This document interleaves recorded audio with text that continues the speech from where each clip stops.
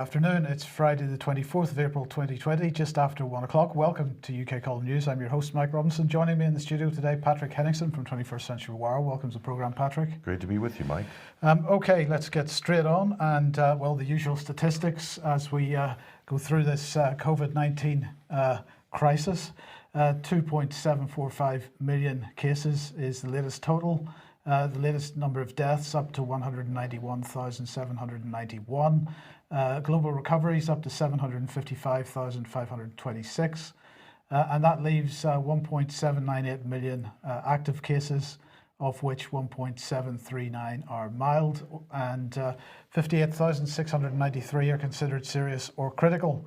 Patrick, now, good news. Bill Gates has published a new post on his website, and here it is, the first modern pandemic. And he says it's reasonable for people to ask whether the behaviour change was necessary, because that's really what this is about, Patrick. It's behaviour change. He says overwhelmingly the answer is yes. There might be a few areas where the number of cases would have gotten large numbers of infections and deaths, but there was no way to know in advance which areas those would be. The change allowed us to avoid many millions of deaths and extreme overload in hospitals. So he's keeping pushing the Imperial College narrative here. It's hard to say which way round that narrative came from, but anyway, the economic cost that has been paid to reduce the infection rate is unprecedented. The drop in employment is faster than anything we've ever experienced. Entire sectors of the economy are shut down. It's important to realise that these are not just the result of government policies restricting activities. When people hear that an infectious disease is spreading widely, they change their behaviour. There was never a choice to have a strong economy of 2019 in 2020. So that's the narrative that he's pushing. Did he really say that? There's not a choice? There was never a choice to have the strong economy of 2019 in 2020 is the narrative that he's pushing. Yes, absolutely. So I mean, we'll go on this later, Mike, but basically he's saying there was no alternative. He's saying there was no alternative. He's saying no alternative. When people hear the infectious disease is spreading widely, well, how did people hear that? Well, of course, that's been pushed by the mainstream press. It's been pushed by government. And so it wasn't that people just heard about it. And as we'll show later, a lot of this was a direct reaction to what China was doing. How China reacted to this crisis was copied really by the Western countries. And by the way, there was an alternative, which we'll show later. A lot of countries and states within the US opted not to lock down. We'll look at some of the results and compare them with lockdown states in just a minute, Mike. Well, let's look at this then. Let's look at some of the results of lockdown. This is from the World Food Programme. They are now saying that the COVID-19 pandemic will see more than 250 million people suffering acute hunger by the end of the year. So they're putting a number of 265 million people on low and middle incomes in Africa, in the Middle East, in other places where they've seen, because they're ultimately supplying this low price economy that we've been running in clothing and other things. They are supplying most of that, Patrick, and of course all our shops are shut in the West, so we are not buying their products. And so the World Food Programme from the United Nations now recognising that and really making the point that once again the cure is worse than the disease. So let's move on then to Euromomo. Now Euromomo, of course, is the European mortality monitoring service.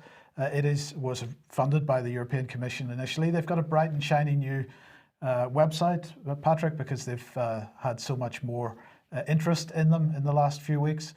So let's just have a look at their latest statistics, which were released yesterday. And we'll start here. This is pooled deaths.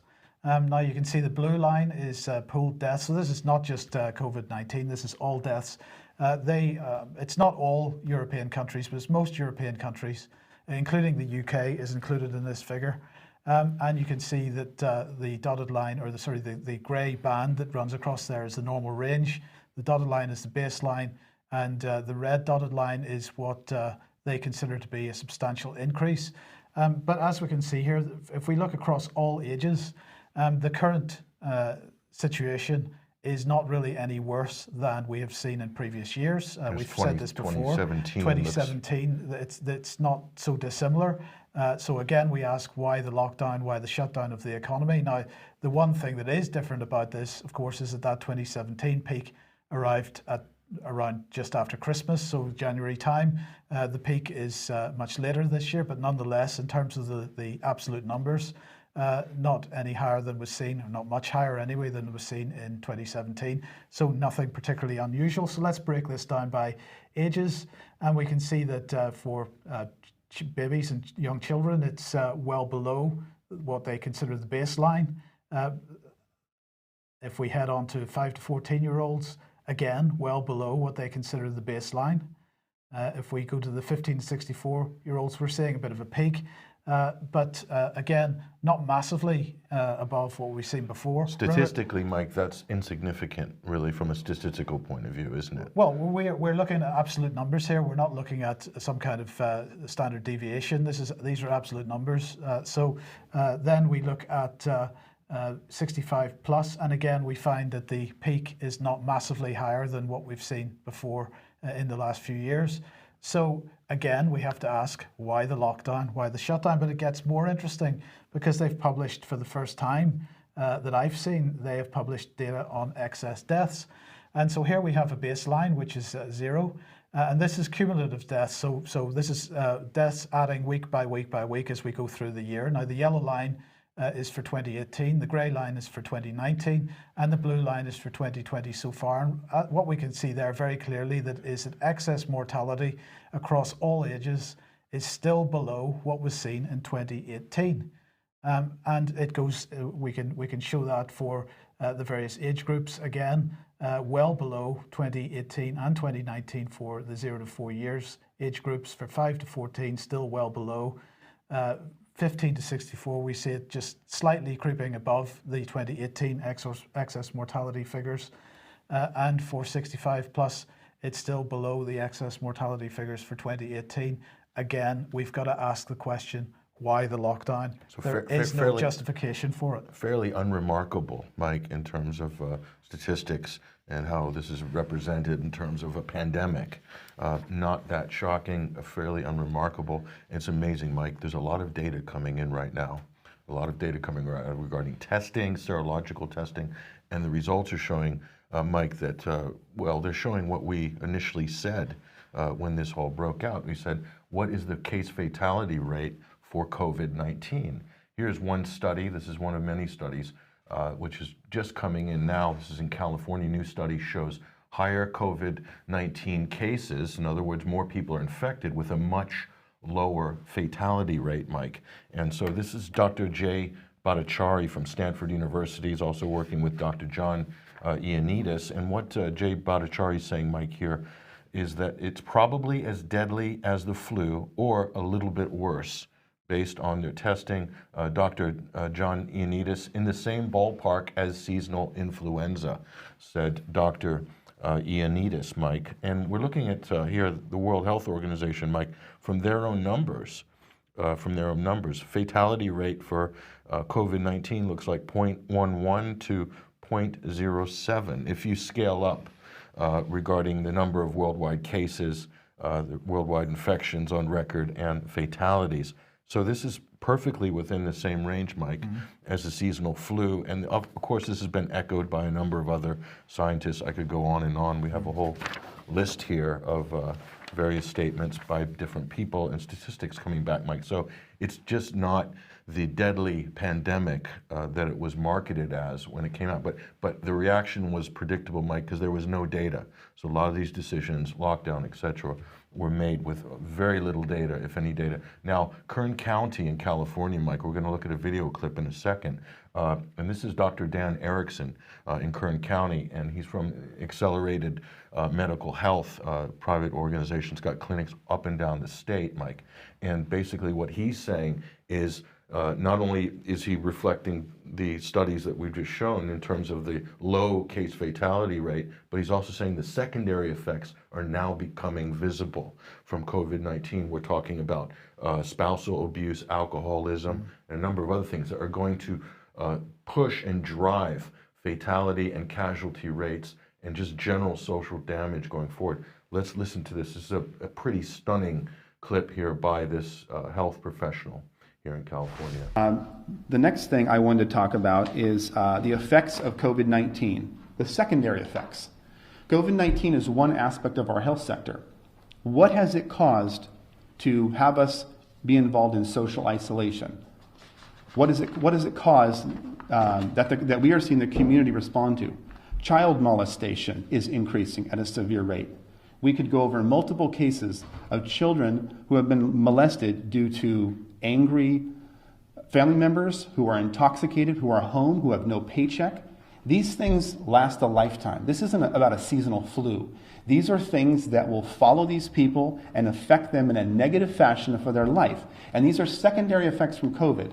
And these are from me talking to ERs, talking to my doctors, and talking to people across the country and finding out what they're seeing. Spousal abuse. We see people coming in here with black eyes and cuts on their face. It's an obvious abuse case. These are things that will affect them for a lifetime, not for a season. Alcoholism, anxiety, depression, suicide. I talked to Donnie Youngblood and various people in the community, and I've asked them, how are things going? Suicide is spiking. Education has dropped off. Economic collapse. Medical industry, we're all suffering because our staff isn't here and we have no volume. These are all real things that I'm seeing every day. I don't read about this stuff. I'm seeing it in my clinics. We have clinics from Fresno to San Diego, and these things are spiking in our community. These things will affect people for a lifetime, not for a season. So let's make sure we're clear on that. Now, Patrick, he's saying these are secondary effects of COVID-19, but of course, these are only secondary effects of COVID-19 because of the choices that our politicians made to lock down.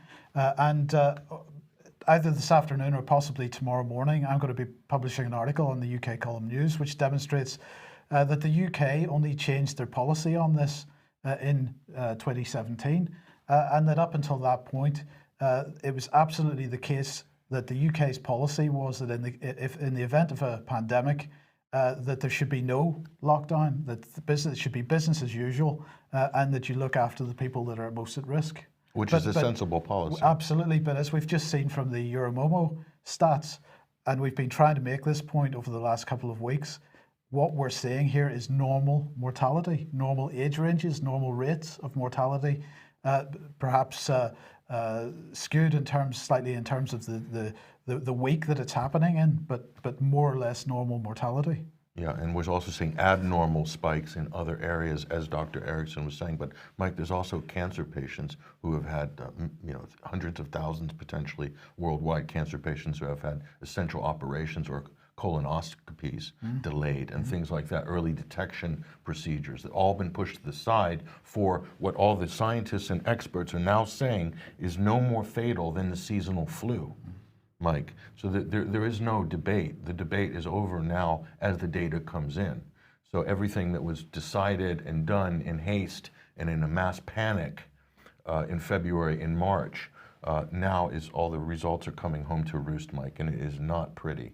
But let's look at here, this is from the Financial Times, lockdown versus non-lockdown. And as you can see, Mike, here, these are some of the countries as they're breaking out along a timeline here. And you know, if there was a big difference in terms of lockdown policy, Mike, you'd see some normalization between some of these countries.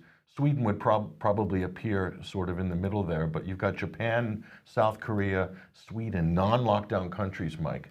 And look at the difference between the lockdown countries. So there's a marked difference there, Mike, in terms of fatalities and deaths.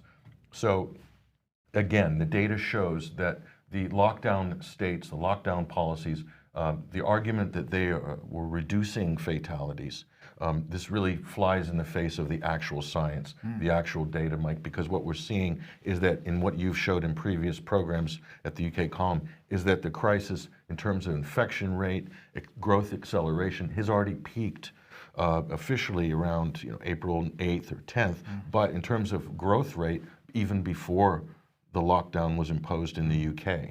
So that's irrefutable in terms of the data that's available, Mike.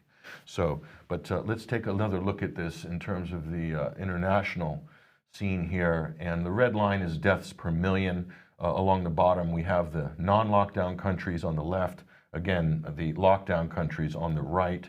That's cases per million, the green bar there. As you can see, look at the red line. That's the line to look at. That is deaths per million. This is a sensible metric, Mike, because we're told that the lockdown was for saving lives. All of these policies, social distancing, everything is because we need to save lives, save the NHS, stay at home. But look at the lockdown countries on the right-hand side. Mexico, of course, is in the middle. They came in late on April 2nd with a lockdown policy, but essentially they were non-lockdown all before that.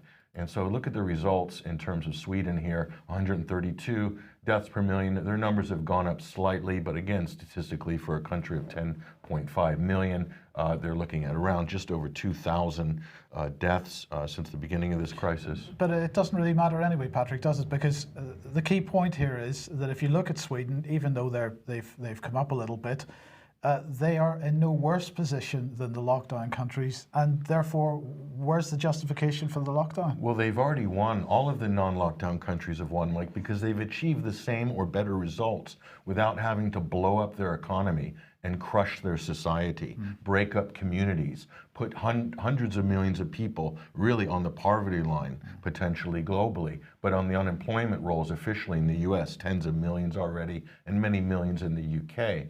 So look at the results. I mean, there's no real comparison in terms of the performance there.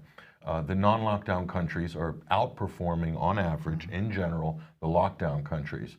I mean, look at some of the numbers here are just unbelievable. Now let's look at the United States, non-lockdown versus lockdown. You see the 8 states in the middle. We covered this last week, Mike. This is North Dakota, South Dakota, Nebraska, Iowa, Wyoming, Utah, Oklahoma, and Arkansas. They're calling these now the Free 8, Mike.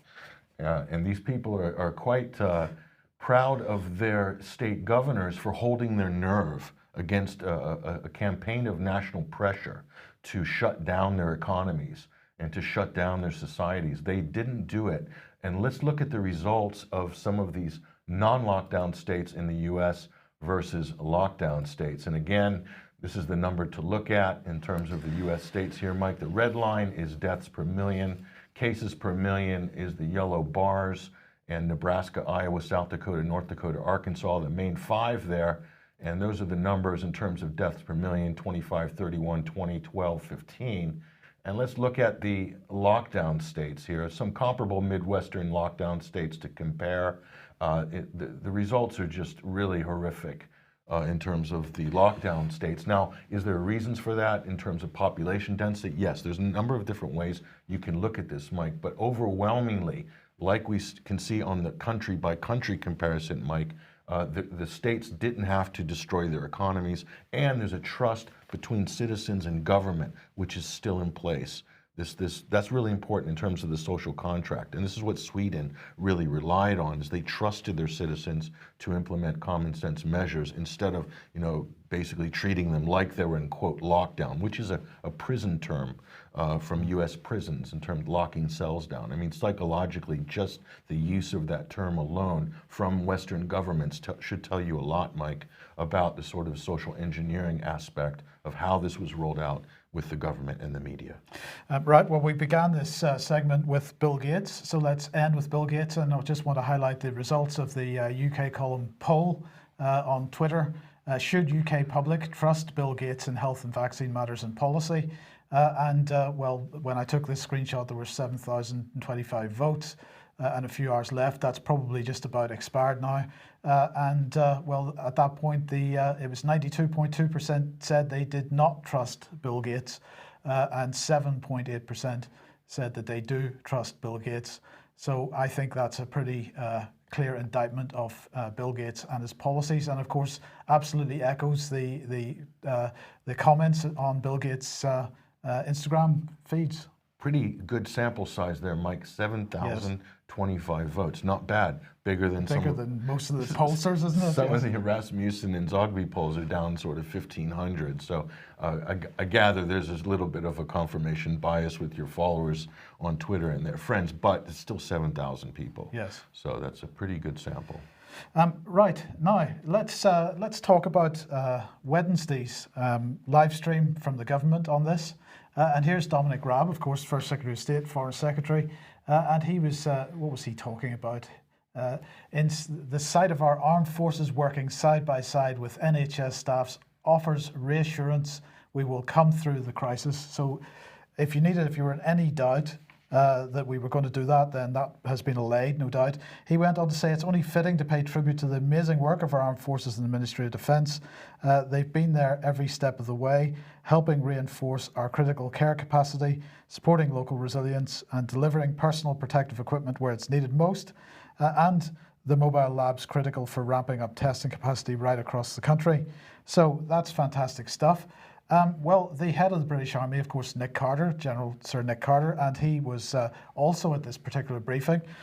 So let's just listen to a little bit of what he had to say.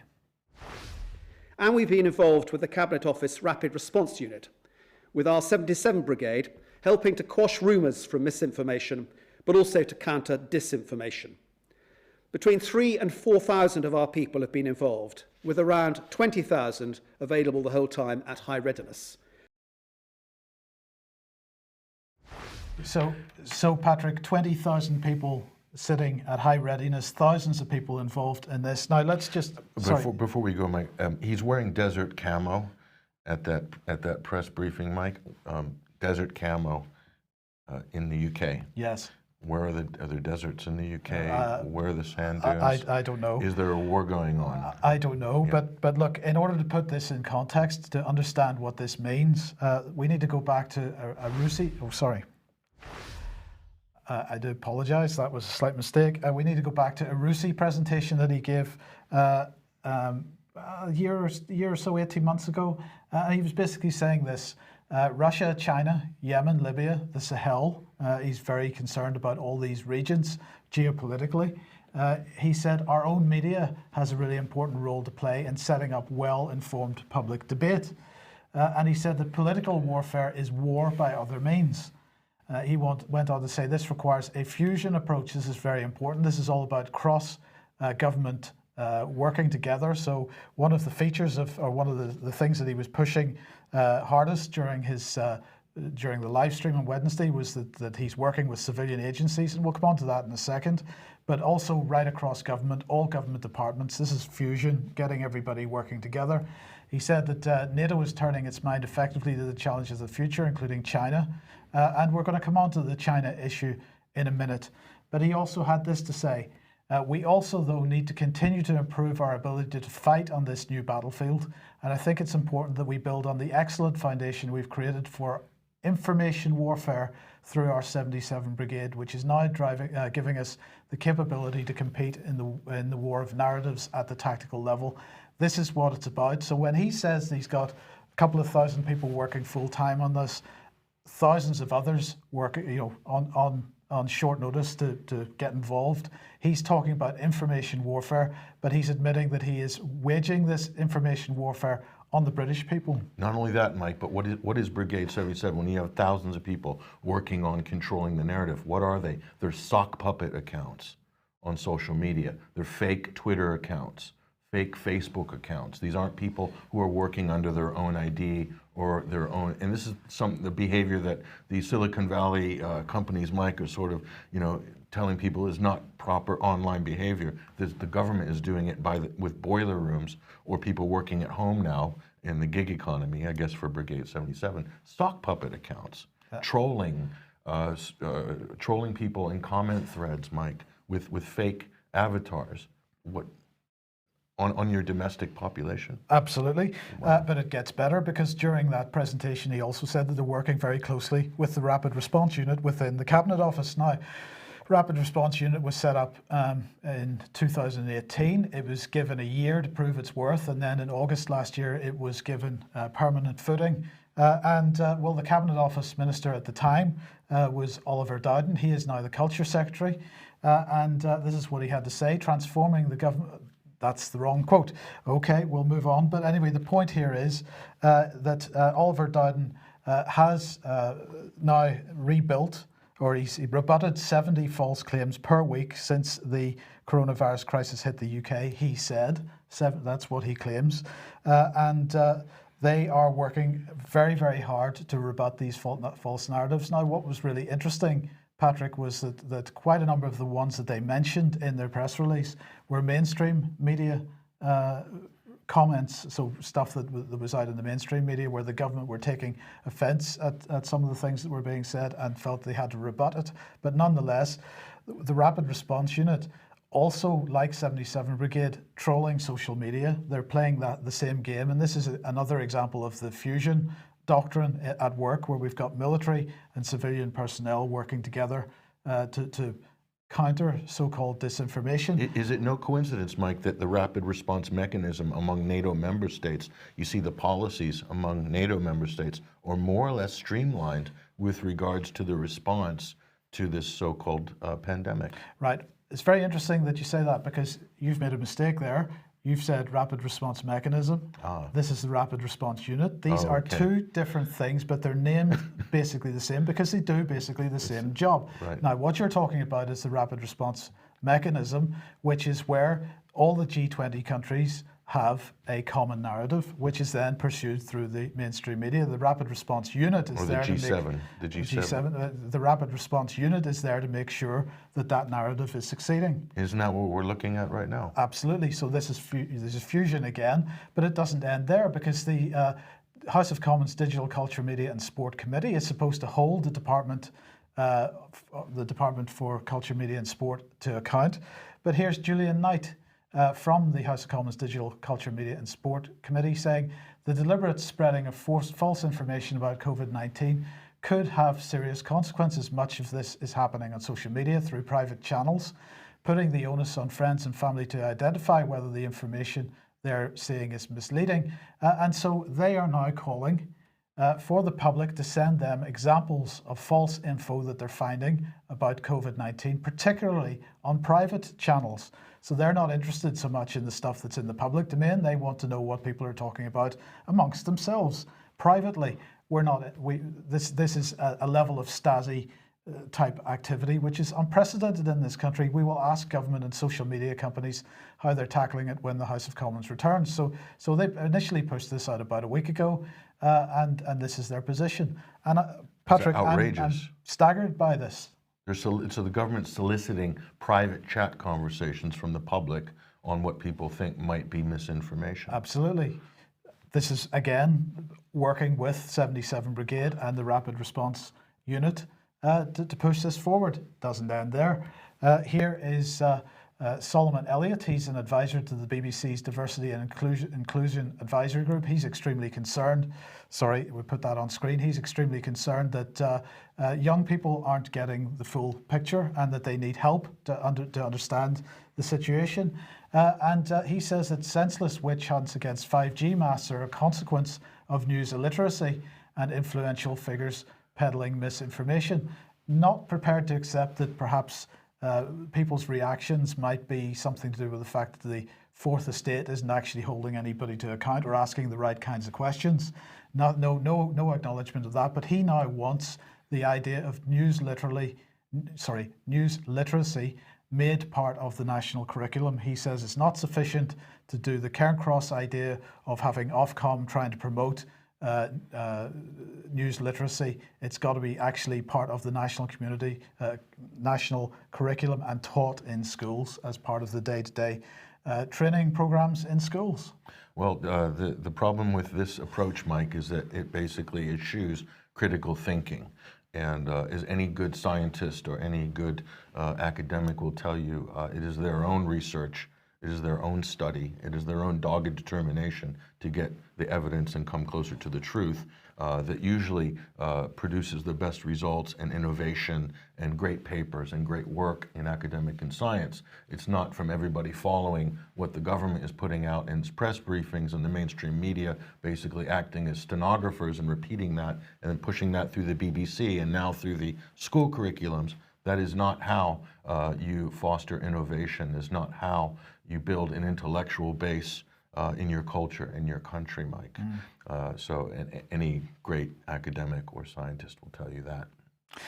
Okay, now if you like what the UK Column does and you would like to support us, then please head over to ukcolumn.org/community. There are options to do that there, and we would be very grateful for any support you can give us.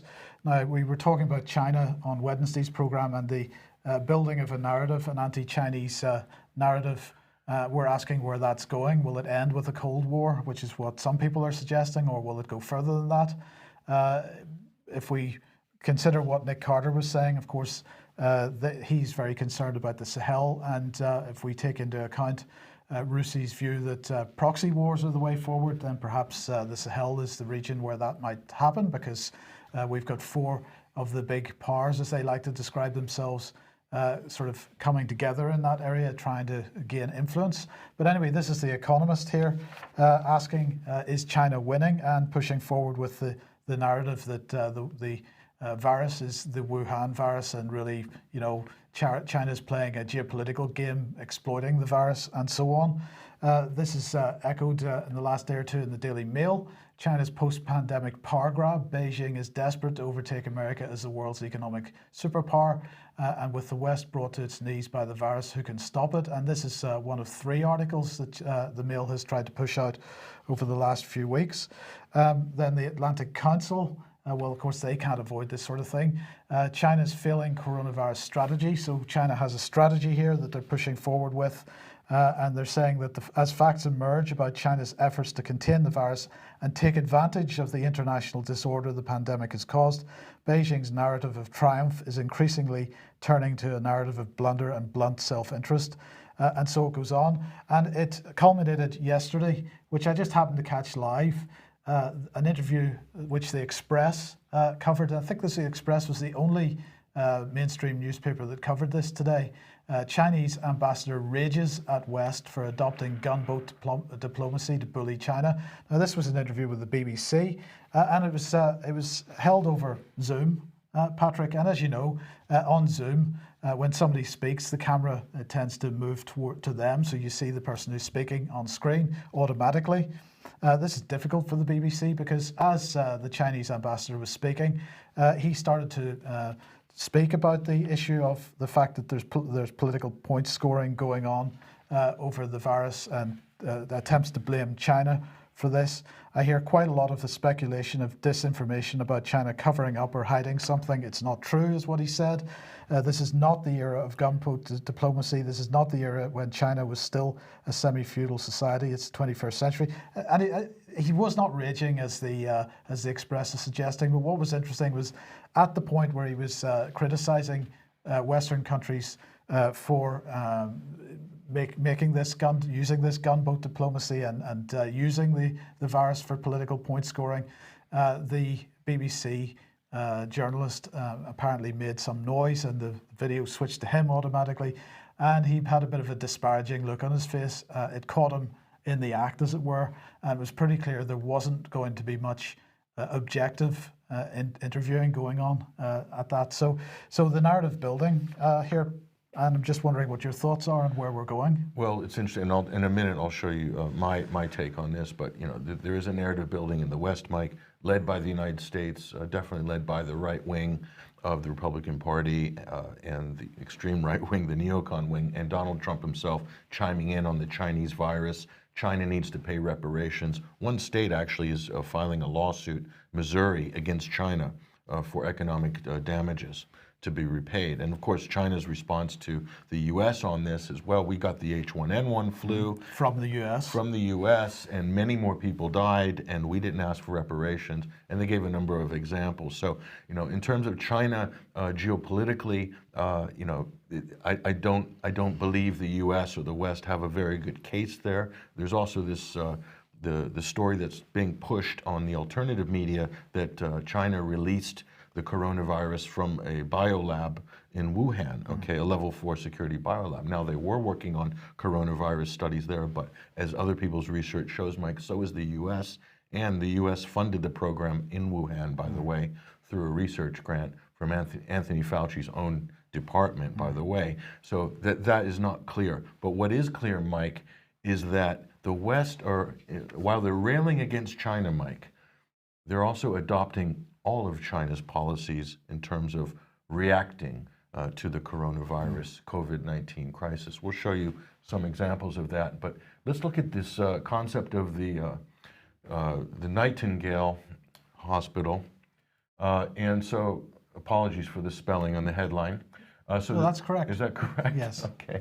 So the Nightingale is a big idea, Mike. So this is from Birmingham, though. This is a headline: No patients treated at Birmingham's new Nightingale Hospital so far after opening 10 days ago. Now, there are other Nightingale hospitals, Mike, opening in Bristol. We heard an announcement of Exeter, but other cities around the country, right? Harrogate. Yeah, absolutely. So there's all these Nightingale centers opening, Mike, around the country.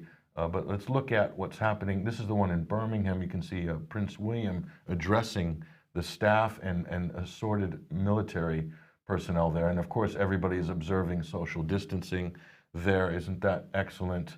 But is there any patients there? This is the question, Mike. So what is this? This is in Birmingham. This is in the where's this? The NEC or? I think it's the NEC. But I mean, building these was really a response to China building their hospitals so quickly. Oh, and we'll show you exactly how that rolled out. But so it's really a photo op. And again, this was what you covered the other day. This is the Excel Center, Nightingale in London, calling it a war zone. Of course, there was no patients there. I think 19 patients they reported. That's what they reported. Auspicious number there. And again, this is an aerial shot here, and they're basically saying that they're ready for a war, basically. And of course, what is this? This is an exhibition center. They say they built it in 10 days. This is built in around 10 days. They didn't build this. They set up an exhibition hall in 10 days, because that's really what this is now. It's an exhibition, Mike. Yes. They didn't build the Excel Center. China actually built it from scratch. Now, but we have some criticism about China, which we'll show, but saying, we are doing this to save lives of Londoners. These are our comrades. There's no difference. It doesn't matter if they're civilian or military. This is a military person speaking to the Daily Mail. So again, this invoking the military aspect of this, that we're at war. Now let's look at China here. Basically, the Nightingale concept really, Mike, was made in China. So take a look at this. Now this is what we were flooded in our media with. Do you remember? Yes, back in February? absolutely. So this is this spectacle of what China did in 10 days. They built this grand hospital from scratch. Okay. Now, was it necessary to embark on this giant public works project in China at the time, Mike? And if you even look at the Chinese numbers, actually, it doesn't look like it. This was a gesture. This was a symbolic act by the Chinese Communist Party, by the state, to show its people that it has what it takes to react to any crisis, and it does it in grand fashion. Was this necessary? Was this financially prudent, Mike? Is this going to be used over and over again? Is this a good investment of state funds? Well, is China going to be accountable to its people? This is the question. No, they're not. They don't care. They just do what they do and make their statements, and they're in charge, basically. But the problem is this sort of attitude in terms of governing your population is what is being adopted by Western countries with all of their reactions to the coronavirus from day one. And we'll move on and just look at China. Put this sports stadium picture out, Mike. This got a lot of traction at the time. This was in Wuhan. Again, this exhibition hall type concept. This was made in China. This is the point, made in China. The concept of the big triage arena hospital, the Nightingale concept, was made in China. Okay, those aren't going to be full beds full of COVID-19 patients. This was a photo op made in China. Here we are in Spain. Again, ridiculous. As if they're going to be treating COVID patients in this. This was a photo op in a parking garage in Spain, or some sort of building, a temporary hospital for vulnerable people, they're calling it. Okay, unnecessary, wasn't used. As you can see, there's nobody in it. It's hard to find any pictures of any of these staging triage sites with any actual patients in them. And here's in New York City, they did the same thing. This is a concept made in China, the exhibition hall here, and there's parking garage hospitals.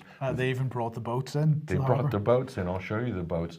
So this is in California, and they're getting into the act here. This is in a basketball gymnasium or sports hall. I mean, they just put cots out, Mike, with pillows, some towels on the foot there, like they're going to be actually treating people with respiratory illnesses. It's ridiculous. This is a photo op. Here we are in Sao Paulo, Brazil, in a football stadium. Again, very impressive. Are there many cases of COVID in Brazil? Pretty much none. in terms of the scale of their population, which we showed last week, maybe a couple of thousand or less than a couple of thousand in a country with over 200 million population. So a non-event in Brazil, yet you see the photo ops, the big impressive state symbolic acts of action. So they're showing that we are going to act. This is in Seattle, Washington. This is ridiculous. This is in, I don't know what this is, an air hangar or something. And they've just laid out and using military colored blankets, Mike, on the beds. It gives it that kind of military look. Was this necessary, this quote field hospital? And in fact, that particular one was shut down just a week or so ago and moved somewhere else because they hadn't treated any patients. Zero. Okay, this is in Seattle. So that's in March. And here we are in Virginia. This is probably, this takes the biscuit, Mike, in terms of a triage. Look, they've got sort of leather recliner seats there, which they must have got from the local furniture depot. And they've got sort of IV drip bags next to them or something. I mean, this is just ridiculous. This is in Virginia. So everyone's in on the act. They're basically doing the Chinese style, communicating to their public that they will spring into action. As you said, Mike, there's the boat that pulled into New York City Harbor there, this giant medical ship, as if it's going to have a queue of COVID-19 patients waiting to get on it.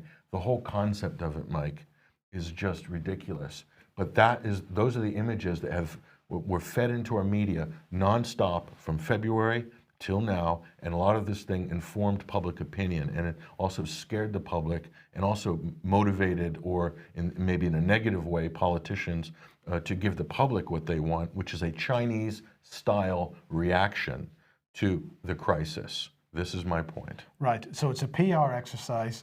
Now, somebody in the chat box saying Nightingale isn't even running at 1%. What's going on?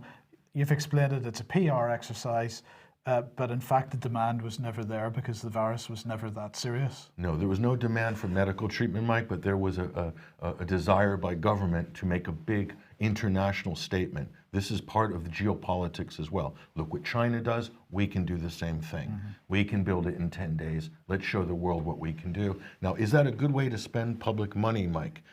No, it's not a good way to spend public money, and in parallel with that, we've got this shutdown of the entire economy as well, which is clearly not of benefit to us.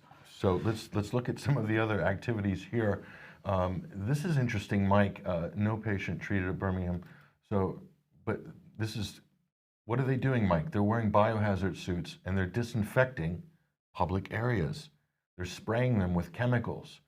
Now, in Birmingham, Mike. Yes. So they're spraying public park benches for COVID-19. Where did they get that idea, Mike? Oh, well, on the basis of what you just said, perhaps only one place. China.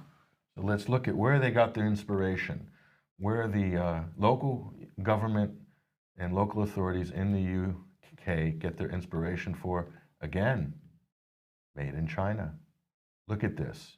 These are trucks that are basically driving down the street, blowing chemicals and disinfectant into the air through giant cannons. Here they are spraying buildings, spraying the side. I mean, this is just ridiculous, Mike. But this is going out as like big time propaganda in China, showing that they're tackling COVID-19, and this exact techniques are being mirrored in the West by Western countries. Coronavirus is not living on this side of buildings. Now, I'm going to show you, it's even worse, Mike. Not only are they sending this out with spray trucks, but when all fails and the trucks aren't working, Mike, deploy the drones to spray COVID-19 chemicals in the air. Look, they're filling them up now. And what are they going to do with these tanks, Mike? They're going to stick them onto drones. And I kid you not, the Chinese are going to launch that drone, send it down the street, spraying people's houses and streets with disinfectant. This is just pure lunacy. This is totally ridiculous. But this is not far off of what some Western countries are doing, okay? It's just ridiculous. This idea that the coronavirus lives everywhere and everything needs to be disinfected. Now, having lived in the Middle East, Mike, they used to send trucks to spray for mosquitoes in the summer, and literally spraying verandas and people's houses. Now, there's also a high incidence of cancer in some of these countries. What are in these Chinese chemical trucks, Mike, that they're spraying everybody with? Is there going to be a carcinogen induced outbreak of cancer in a couple of years? And it just gets even better. And I have to show you this because this, even by Chinese standards, this really takes the biscuit, Mike. This is a disinfectant tunnel which is being launched in China. And this is literally coming from their state propaganda outlets, organs here. 20 seconds and you get fully disinfected. What are the health effects? What are they actually breathing in there that they have to walk through these disinfectant tunnels? This is madness, total madness. And these are the types of things, this is the mentality that Western governments and authorities and the media are basically adopting through this kind of hypochondriac. Well, they're looking at what China's doing with jealousy, aren't they? Absolute jealousy. Right, yeah. So saying, well, they've really made a strong statement. Yeah. And they know how to keep their people in order, basically. Now, all of China's social contact tracing, the app that China has that traces and tracks everybody, forces you into quarantine if you come within 6 feet of somebody who has tested positive for COVID-19. That is operational right now in China. There's a number of reports. We've got them up at 21st Century Wire, Mike. And that's a horrific, like literally you have to drop whatever you're doing, whether you're with your family, you're traveling, you're at work, go immediately into quarantine, wait for a doctor to contact you to be checked up and tested. And anyone within 6 feet of you on that app basically will have to do the same thing. So we're seeing this type of thing being developed in the UK, also in the United States. And so you're saying here, Trump's hiring Thiel's Palantir to track Americans with Chinese-style surveillance app. The Palantir, of course, behind the NHS app as well. He's one of the companies behind that too. So this surveillance state that we have been, in the West, have been criticizing China for so many years is coming here. Sure. Palantir is basically providing the AI-driven big data backbone for this system, and other companies will design apps that will live on top of that. And it is absolutely what they're trying to roll out there. So Donald Trump is basically shaking hands right there with the top Bilderberg Steering Committee member, Peter Thiel, from Clarion Capital, and he is the big brains and money behind some of these big Silicon Valley ventures, including Palantir, predictions and AI-driven predictions and data mining and data processing. So that's basically what China's doing, Mike. And so this is being pushed and rolled out in the West, again, emulating and copying all of China's reactions to the coronavirus that we showed you at the beginning of the program, Mike, is no deadlier in terms of case fatality rate than the seasonal flu, says a number of eminent doctors and epidemiologists. So we're rolling all this out for what? We've locked down for what? For something that has no bigger fatality rate than the seasonal flu. Absolutely. Now we're over time, but we'll just finish off with a couple of items here. First of all, well, this is an article in Project Syndicate written by George Soros. The EU should issue perpetual bonds. So he's proposing, he's saying the disruption in the European Union caused by the COVID-19 pandemic should be temporary, but only if EU leaders take the extraordinary measures needed to avoid long-term damage. Fortunately, there's an easy, fast and low-cost way to finance the proposed €1 trillion European Recovery Fund. I propose that the European Union should raise the money needed for Recovery Fund by selling perpetual bonds on which the principal does not have to be repaid, although they can be repurchased or redeemed at the issuer's discretion. Authorising this issue would be the first priority for the forthcoming European Council summit. Well, basically what he's trying to sell the European Union is an interest-free mortgage. So you get the money, you never pay the capital back, but you just keep paying the interest on it forever, in perpetuity, unless you decide at some point you're going to redeem them. But he's saying this is really good because a €1 trillion perpetual bond with a 0.5% coupon would cost the EU budget a mere €5 billion per year. That's less than 3% of the EU's 2020 budget. I wasn't aware they'd set one yet, but anyway, there you go. But he says that one of the advantages of this is that an EU-issued perpetual bond would be a very attractive asset for the European Central Bank bond purchase programs.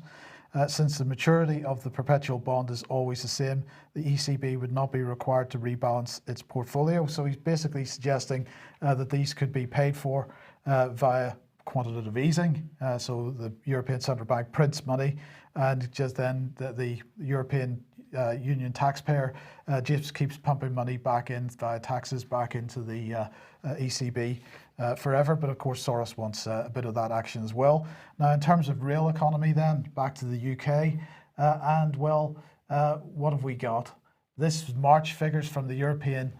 From the Office for National Statistics, showing the steepest fall in retail sales since they began collecting data on this in 1996.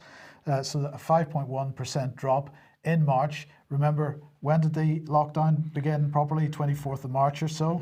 So this is even before the lockdown has properly got engaged. Yes. Goodness knows what's going to happen in April, but 5.1%. So far in March. What do you think we're looking at? 30, it'd be 30+% drop, won't it? I would have thought so, yes. Yeah, or something in that neighborhood. Yeah, absolutely. And ditto, Mike, for GDP. Those figures haven't yet come to be realized yet in terms of drop in GDP. They're already throwing around statistics, Mike. Even in the UK, something like the economy is losing somewhere in the neighborhood of between 2.5 and 3 billion pounds per day. In terms of GDP. So that's just going to be a horror story in about 30 days' time. Absolutely. So, and, everybody putting a lot of store in the government's program to keep wages rolling in, or paying 80% of people's wages in the meantime. Remember, that ends in June. Whether that gets renewed further than June, this is something that business leaders are attempting to get the government to agree to, but there's no movement on that yet. What happens in June to all those furloughed people? I would say a significant proportion of them are at major risk of finding themselves redundant at that point. So, it's not over yet. We have big economic problems ahead, and I think the theme of this program, Patrick, has been, where's the justification for the lockdown? I think it's time people started asking serious questions. Not only is there no justification, Mike, for the lockdown, it's not in the science, as they say. We're being guided by the science. I'd love to meet the science. Who is this guy?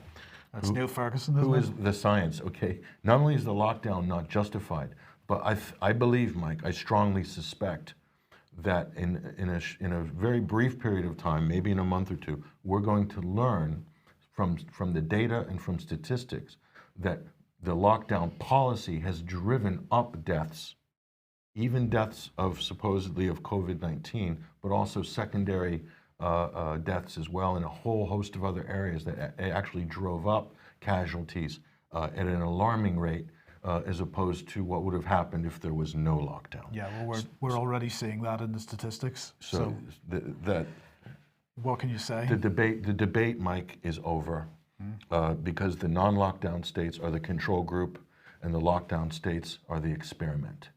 Absolutely. We've got to come to grips with that eventually. Yes. Well, we will leave it there. Thank you very much for joining me today. Thank you for joining us. We will be back at 1 p.m. as usual on Monday. I hope you have a good weekend, and we'll see you then. Bye-bye.